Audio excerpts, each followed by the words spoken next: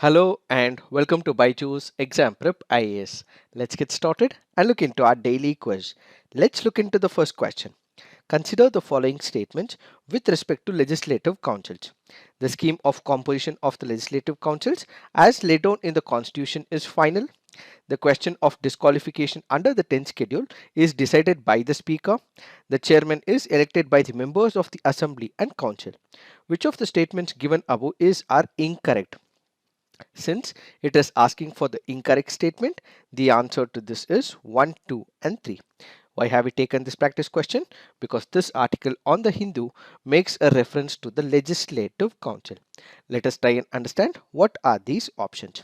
When we look into the first option, the scheme of composition of the legislative councils as laid down in the constitution is final. This is a wrong statement. Why? When we look into the bare act of Article 171, it speaks about the composition of the legislative council. It speaks about how members are elected to the legislative council indirectly. What would be the composition, which speaks about as many as 1/3 shall be elected by electorates consisting of members of municipalities, district boards and such other local authorities in the state as parliament by law define.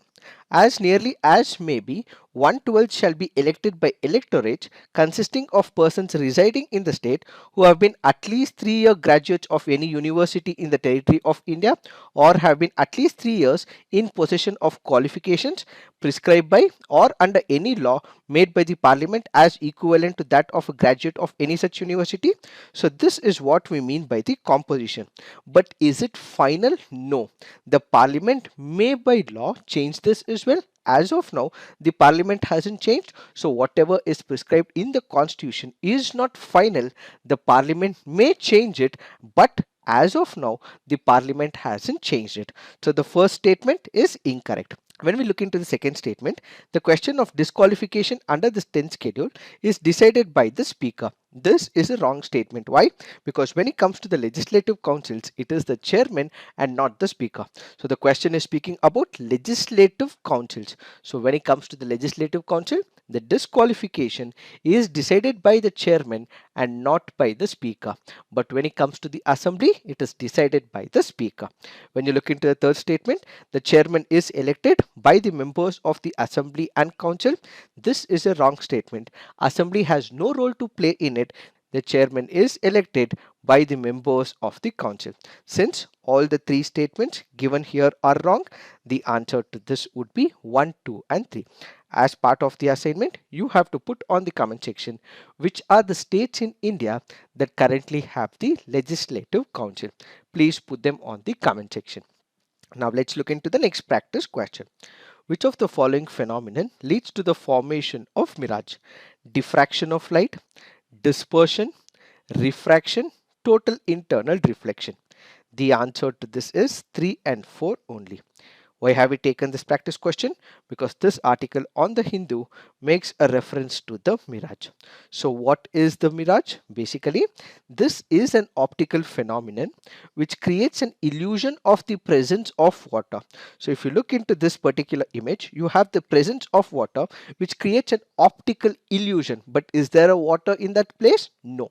That is what is called as mirage. So this is the result of refraction of light from a non-uniform medium, and mirage is usually observed during the sunny days when driving on a roadway. How is it caused? It is caused due to total internal reflection of light by various layers of air. It is an optical illusion which is responsible for the appearance of water layer at short distances in desert or on the road, and mirage is an example of total internal reflection which occurs due to atmospheric refraction. So if you look into the option, we have diffraction, we have dispersion. These two are wrong. It is only because of refraction and total internal reflection what we have is the formation of mirage. Now let's look into the next practice question. With respect to Arkavathi River, which of the following statements are correct? The river originates in the southern part of Devarayana Durga Hill in Tumkuru district of Karnataka. It is a left bank tributary of the Kaveri. Manchanbille Dam is built across the river. Which of the statements about Arkavathi River are right? The answer to this is 2 and 3 only. Why have we taken this practice question? Because this article on the Hindu makes a reference to Manchanbille Dam and Arkavathi River. When we speak about Arkavathi River, it originates in the Nandi Hills in Chikbalapura district and flows through the Ramanagara and Kanakpura before it eventually drains into Chikkarayapanahalli Lake near Kanive Rayanapura. So the first statement that we have is not right, and the river that originates in the southern part of Devarayana Durga happens to be another tributary of Kaveri, which is nothing but Shimsha. So the first statement is wrong. When we look into the second statement, yes, Arkavathi River is the left bank tributary of the river Kaveri. Now if you look into the tributaries of Arkavathi, what we have is Kumudavati, Suvarnamukhi and Vrishabhavati. These are the three tributaries of Arkavathi River. It joins Kaveri River as a tributary near Mekedatu, and remember, when we speak about Arkavathi River, it also has the Manchanbille Dam which is built across this river. This is in the state of Karnataka. Now let's look into the next practice question. Consider the following statements. The right to freely roam throughout India and the right to travel overseas is derived from Article 19 of the Indian Constitution. Under international law, the International Covenant on Economic, Social and Cultural Rights deals with the right to travel abroad. Which of the statements given above are correct? The answer to this is none. Why have we taken this practice question? Because this article on the Hindu makes a reference to right to travel abroad. When we speak about right to movement, it has two viewpoints. One is a person who moves within India. The other is a person who moves outside India. When we speak about right to movement within India, yes, it is derived from Article 19. No doubt about it, because Article 19 clearly mentions about the right to movement. Then we also have right to move abroad, which is leaving India and going outside India. That is not covered under Article 19, but instead it is covered under Article 21. So if you look into the first option, the right to freely roam throughout India and the right to travel overseas is derived from Article 19 of the Indian Constitution is wrong. So remember, Article 19 speaks only about the movement of an individual within India, but if an individual wants to go outside the country, it is covered under Article 21 of the Indian Constitution. There is a landmark judgment with respect to right to travel abroad. Which is this landmark judgment? Please put it on the comment section. Now if you look into the second option, under international law, the International Covenant on Economic, Social and Political Rights deals with the right to travel abroad. This is a wrong statement. Why? That is because it is not dealt under International Covenant on Economic, Social and Cultural Rights. Instead, it is under International Covenant on Civil and Political Rights. We have one of the articles called as Article 12. Article 12 of this covenant speaks about everyone lawfully within the territory of a state shall within that territory have the right to liberty of movement and freedom to choose his residence, and everyone shall be free to live any country including his own. So what do we have is an international law called as the International Covenant on Civil and Political Rights, which covers this basic human rights, and it is not International Covenant on Economic, Social and Cultural Rights. Now let's look into the next practice question. With reference to Indian history, which of the following statements are correct? The Nizamat of Arcot emerged out of Hyderabad state. The Mysore kingdom emerged out of Vijayanagara Empire. Rohilkhand kingdom was formed out of the territories occupied by Ahmad Shah Durrani. Select the correct answer using the code given below. The answer to this is 1 and 2 only. This happens to be a previous year question from the year 2021. When we look into the first statement, yes, the Nizamat of Arcot emerged out of the Hyderabad state, and there was a lot of reliance by the Nizamat of Arcot on the Nizam of Hyderabad. So the first statement is right. The Mysore kingdom emerged out of the Vijayanagara Empire. This is also a right statement. Initially, it was a vassal state of the Vijayanagara Empire. So the second statement is also right. The third statement is wrong. Rohilkhand kingdom was formed out of territories occupied by Ahmad Shah Durrani. This is a wrong statement because the kingdom of Rohilkhand arose under the declining Mughal Empire back in the year 1721. Now let's look look into the fact of the day. The fact of the day for today's discussion is Pradhan Mantri Shram Yogi Maandhan. This is an initiative undertaken by the central government. So this is a central sector scheme, which means that the entire contribution will be made by the central government and the state governments need not have to put in any investment into this particular program. So remember, this is a central sector scheme where the entire finances will be given by the central government. This was launched by Prime Minister Narendra Modi under the Ministry of Labour and Employment when back in the year 2019. So what is this scheme or the program all about?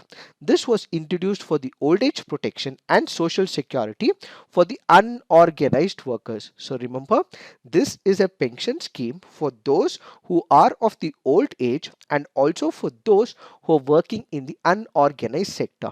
If there is a person who is working in the organized sector, such people are not covered under this bracket. So who is eligible under this particular program? He or she should be an unorganized worker, aged between 18 to 40 years. He should have a monthly income of less than 15,000 or below.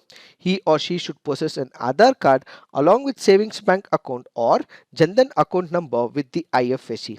And any individual who is engaged in the organized sector or is an income tax payer will not fall under this bracket. How does this whole process work? Let's say there is an individual who enters at the age of 18 into this particular scheme. He starts investing about 55 rupees on a monthly basis.